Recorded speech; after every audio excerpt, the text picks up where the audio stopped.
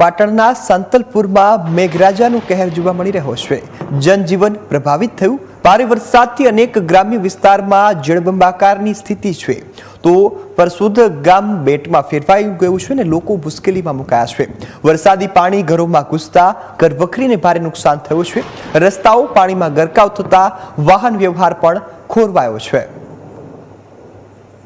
તો આ દ્રશ્યો ટીવી સ્ક્રીન પર જોઈ રહ્યા છો। પાટણના દ્રશ્યો છે કે જ્યાં જે પાણી છે તે રસ્તાઓ પર નદીઓની માફક વહી રહ્યું છે।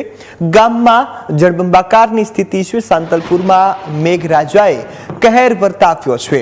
અનેક વિસ્તારો છે કે જ્યાં ધોધમાર વરસાદ પડતા લોકોની હાલાકી વધી છે।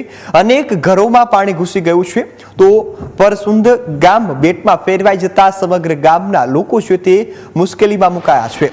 તો ટીવી સ્ક્રીન પર દેખાતા દ્રશ્યો આ ગામના છે કે જે ગામ સંપૂર્ણપણે પાણીમાં ગરકાવ થયું છે। અનેક લોકોના ઘરમાં પાણી ઘૂસી ગયું છે અને જેના કારણે તેમની ઘરવખરી પણ પલળી ગઈ છે।